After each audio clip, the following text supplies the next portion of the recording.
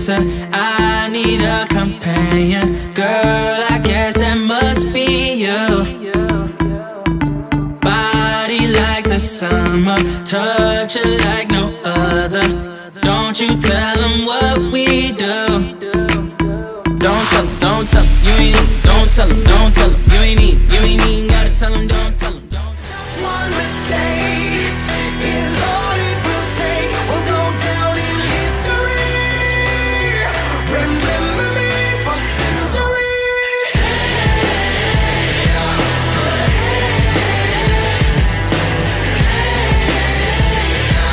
Remember me for centuries. Hi, this is Micah Underwood. I'm with CampusSports.net. I'm with Tennessee Titan quarterback, former LSU quarterback, Zach Mettenberger, right here at the Tennessee Titan indoor facility.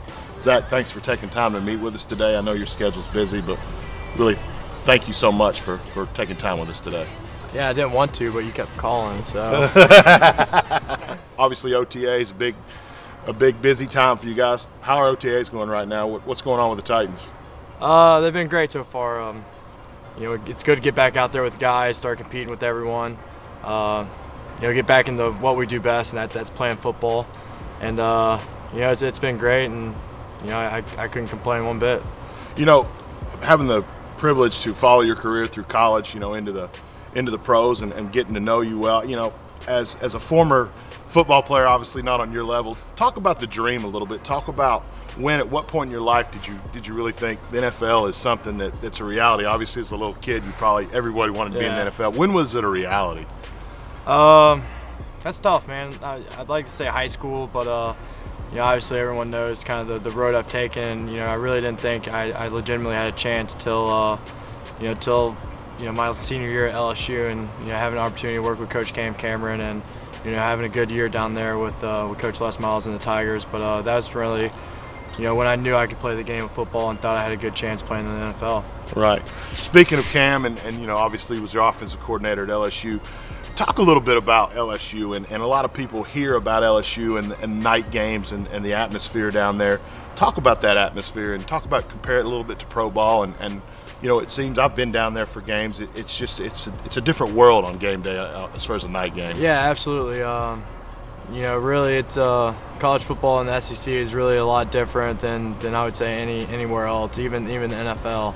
And you know, I was used to playing, you know, I think I played like 3 or 4 day games in college, and you know, I played, you know, only one night game last year, my first year in the NFL. So you know, just getting used to that, waking up earlier and getting ready to go at 12 as opposed to 7 o'clock at night. You know, the fans don't get to drink as much, and sure, you know, they go to church on Sundays and everything, right, so they can't just get like rowdy. me. Yeah, right.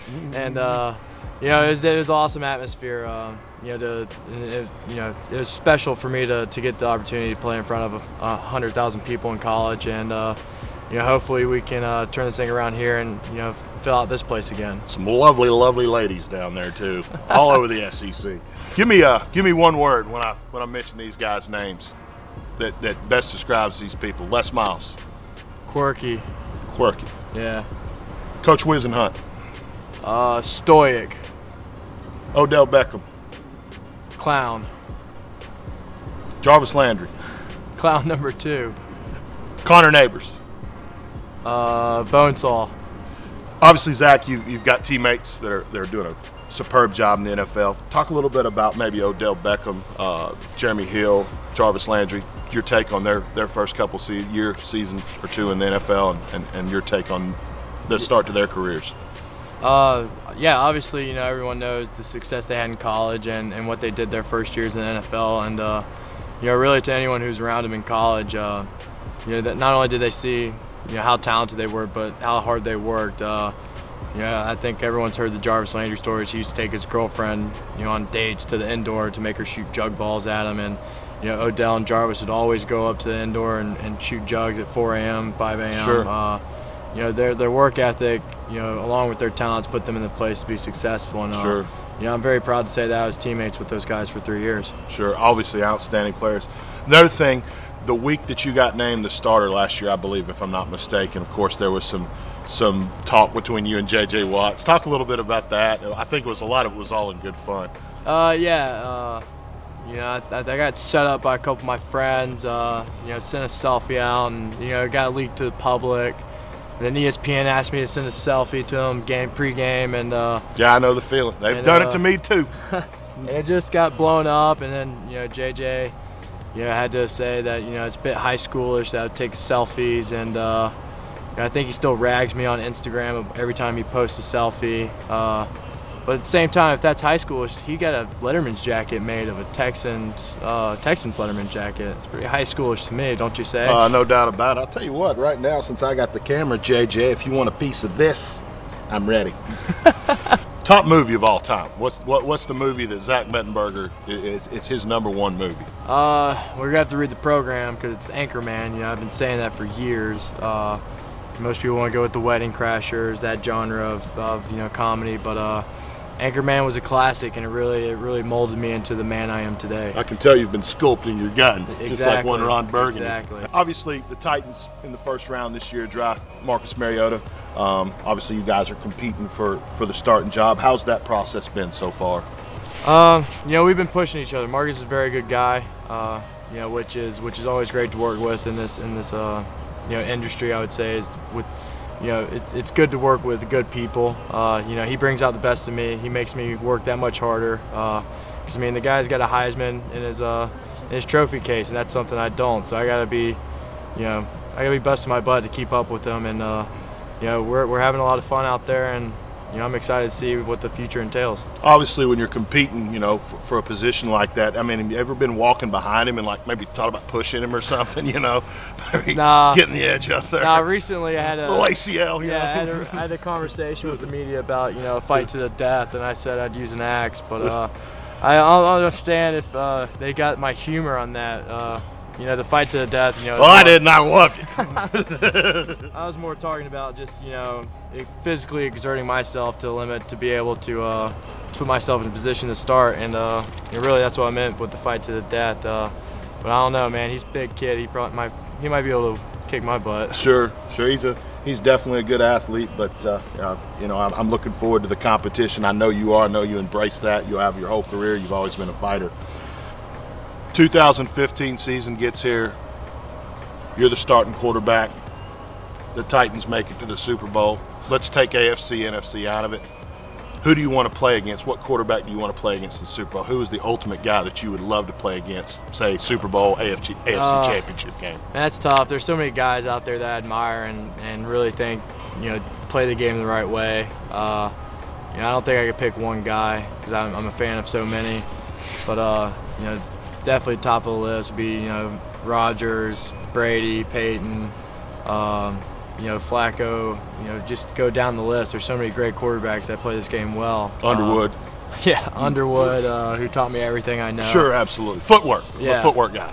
But that would be great just to play against all those guys who have such a great career, and you know, I think it'd be great for, you know, hypothetically speaking, my first Super Bowl to go against a stud like one of those guys. How's Nashville treated? Have you gotten accustomed to the city of Nashville? Obviously different than where you've probably grown up, different than Baton Rouge, more of a metropolitan type city. It's still not that big, but Nashville is definitely bigger than anything that I've lived in. You know, the great thing about it is, you know, I'm 2 hours from family in North Alabama. I'm 4 hours from family back home in Georgia. You know, if I still want to go down to Baton Rouge and visit friends, you know, that's a quick drive as well. Right. You know, I'm very fortunate to still be in the Southeast and you know, have the opportunity to play close to my friends and family again. Sure. As far as off the field, what are some things that Zach Mettenberger, we catch Zach Mettenberger doing, you know, outside of the football facilities? What are the things that you like to do? You know, I'm getting into camping and kayaking and all that stuff. I'm about to make a, you know, big cross-country trip, you know, we come back for training camp. So yeah, I like outdoors, like fishing, but you know, right now during the OTAs and season, you know, you're gonna catch me on my couch, you know, watching Entourage and Game of Thrones most of the time. You're not doing too much. So we're in the NFL and off days, and all I get is camping and kayaking. You know, we'll leave it up to mystery, but I'm sure people can probably guess what I like to do on the weekend. So. Good Lord. What's been your major focus this off season besides, you know, talking with the ladies in Nashville, obviously a single bachelor. What's been the focus this offseason? You know, the focus every offseason for myself is just to, you know, continue getting as, you know, best shape as I can, become the best player I can be. This past offseason, I went down and trained at IMG Academy in Florida. You know, changed my diet, did a lot of different things. You know, lost 20 pounds and you know, got healthy with the knee and shoulder injuries that I got the last 2 years, and you know, really put myself in a good position to be a successful quarterback, you know, down the road. Yeah, I understand about the diet thing. You know, Cheetos has helped me out tremendously. I'm trying to get back in shape. In fact, you know, if Coach Wiz and Hunt, somebody drops in training camp, give your boy a holler. Still got a few bullets in the gun here. You know, outside of football, so we're coming into Nashville tonight. Notice that Carrie Underwood's playing a concert. If Zach Mettenberger could go to any concert throughout the country, I know you love to travel. Who's the one performer you'd love to see live anywhere in the country? What would be your ultimate concert? Man, that's tough. If I had a time machine, I'd go back and see Queen. That makes sense. Yeah, go back and see Queen, man. Freddie Mercury's the man, and I really dig, you know, classic rock, and yeah, that'd be the one concert I'd want to go to. No doubt. I've actually heard Connor Neighbors do a Queen rendition at a karaoke one night, and it was fantastic. Something that all people need to check out. If you could talk to a high school kid, maybe even a middle school kid, and give them your advice on they're wanting to go to the next level, say college football, even pro football. What's one thing? Obviously, they hear work hard, do the right thing, make your grades. What's something that they don't hear that you give them something that you could possibly give advice on? And mine would be, you know, this is kind of gonna sound like what Les Miles would say. Not a perfect sentence, but you know, leave the noise on the perimeter. You know, that's something he used to always say, and you know, when he first said, none of us really understood it, but.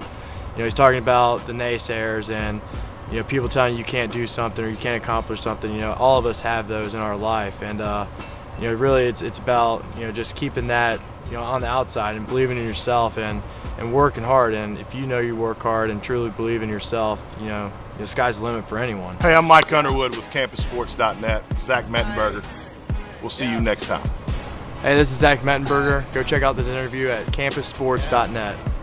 Boyz.